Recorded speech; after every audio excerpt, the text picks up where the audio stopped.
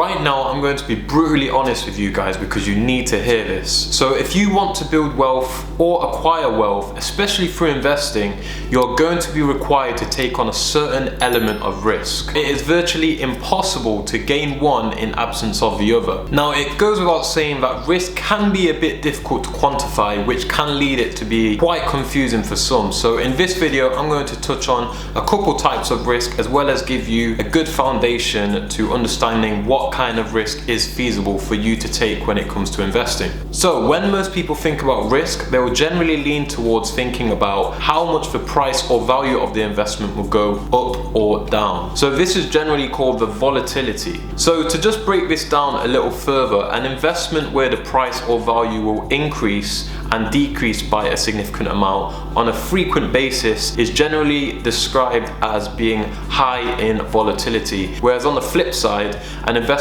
value that does not tend to increase or decrease by a significant amount, which more so, remains constant, that will generally be described as having low levels of volatility. Now, it's important to understand that this only represents one element of risk. So it's not the be all and end all, although it is a factor that should be taken into account. It is not going to be the determining factor onto whether an investment is risky. This is mainly due to the fact that this element of risk could potentially only be representing the fact that there is a paper loss in the investment that you're investing in. Now, a paper loss describes a circumstance by which the value or price of your investment that you're investing in has decreased in value, but you haven't actually lost any money in real life terms. Now, this is because you haven't actually sold the investment yet, meaning that there's still potential for the investment or asset to increase in value. So with that being said, just to reiterate, that is one of the reasons why you can't actually use that as an accurate measure to dictate whether an investment is good, i.e. profitable, or poor, i.e. it hasn't made you money, it's actually caused you to lose money. Now, this actually brings us nicely onto one element that should be considered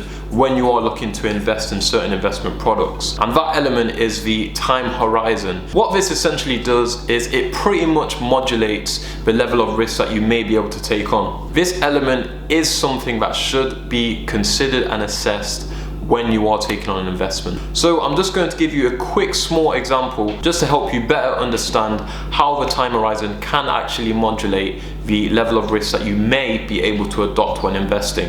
So let's say you have been saving for a house and you are actively looking to buy a property within the next month, i.e. your time horizon is in 1 month's time. So you would need to retrieve your money from whatever investment you decide to invest in 1 month's time. So in this scenario, this is going to increase the importance of how volatile an investment is.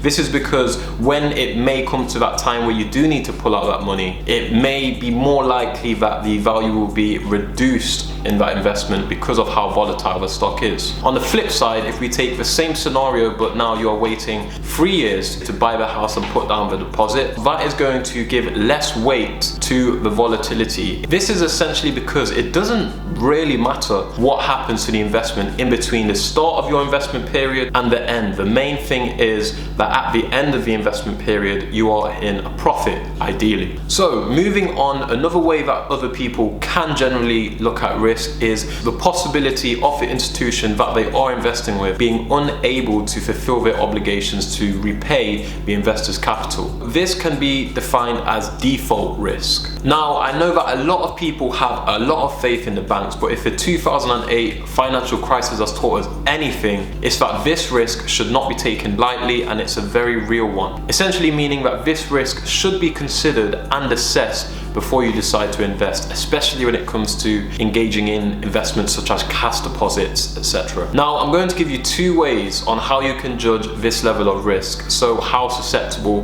the institution that you're investing with is likely to default. So the first way that you can identify this risk is by assessing the creditworthiness of the institution, i.e. how reliable the bank is in repaying these debts and how stable they are. Secondly, to assess this risk, you want to be able to identify the extent by which there is any compensation schemes in place that can protect you in the case of insolvency or the institution defaulting. So in terms of identifying the creditworthiness, you can simply look up various different credit rating agencies such as Standard & Poor's or Moody's, and these agencies generally have a pretty good reputation of providing good indicators on how stable an institution is, and as well as that their ability to repay certain debts. Now, in terms of identifying the extent by which there are compensation schemes in place for your investment, the UK is generally quite good at this. So the UK essentially have a scheme called the Financial Services Compensation Scheme, and these essentially act as the last resort in a scenario where the institution can't repay any debts. Now, one key thing to note is that the Financial Services Compensation Scheme provide differing levels of protection depending on what products you have your investments in. I will say, however, that for a general cash deposit, so a savings account, the Financial Services Compensation Scheme will save 100% up to £85,000 that you have in that account. That being said, that does mean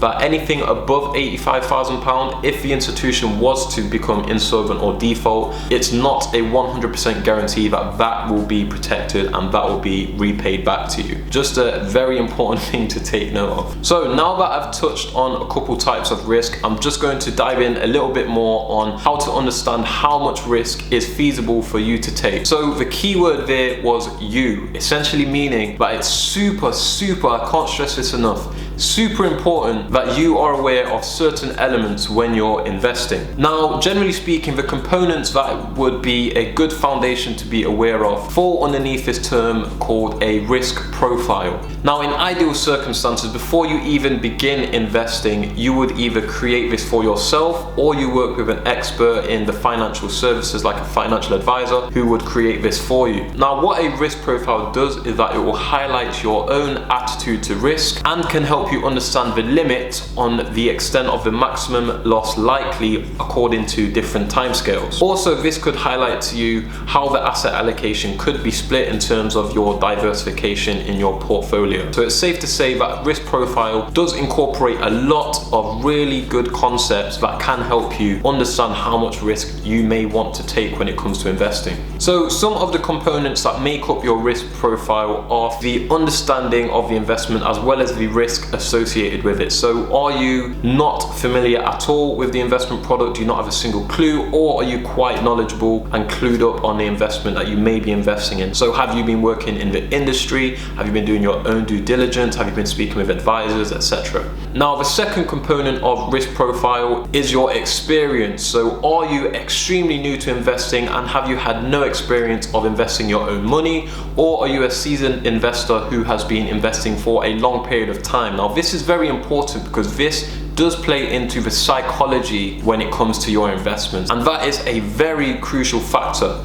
So finally, the last component of your risk profile is your capacity for loss. So this essentially means how much money are you willing to put on the line and how much money can you put on the line without that dramatically impacting your current standard of living. It's no good investing £10,000 if that is your entire life savings, because when it gets to the scenario of your car has broke down, you wouldn't have anything to keep you afloat in those periods. So that's all for today's video. I hope you guys enjoyed all the content. Make sure you like, comment and subscribe. Take care now.